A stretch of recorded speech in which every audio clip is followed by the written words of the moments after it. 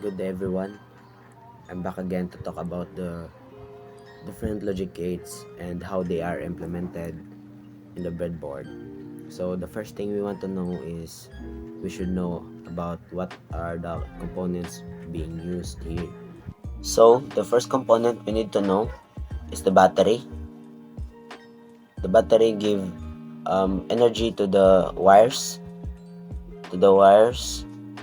here, and the resistors that helps regulate the current flow of the energy which the battery gave, and the dip switch so we can control which LED lights we want to light, and the breadboard especially because we can't build this all up without the breadboard, and finally the integrated circuits.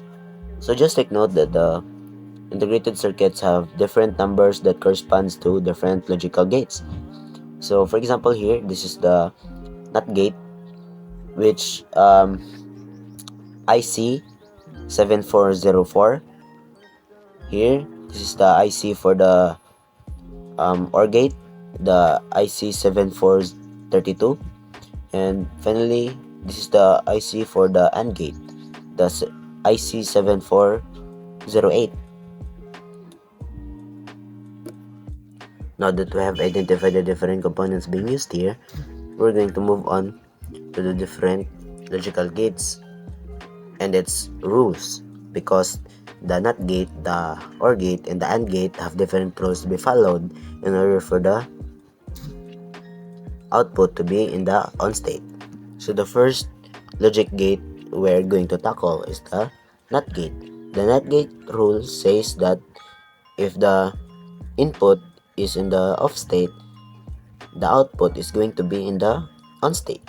So if we're going to turn on the switch number 5 that is connected to the IC of NOT gate, the output is going to be in the off state.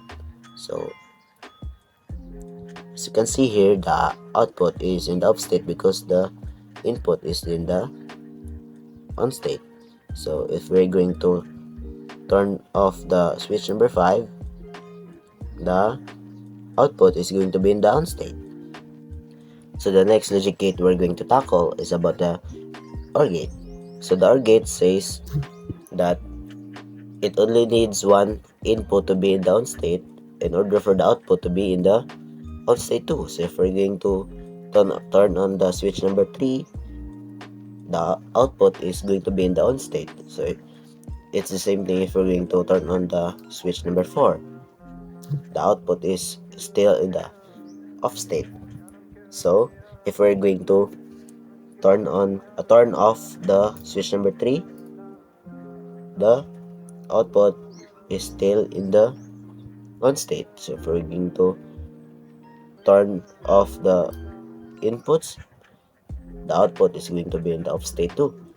So the next logic gate and the final is the AND gate.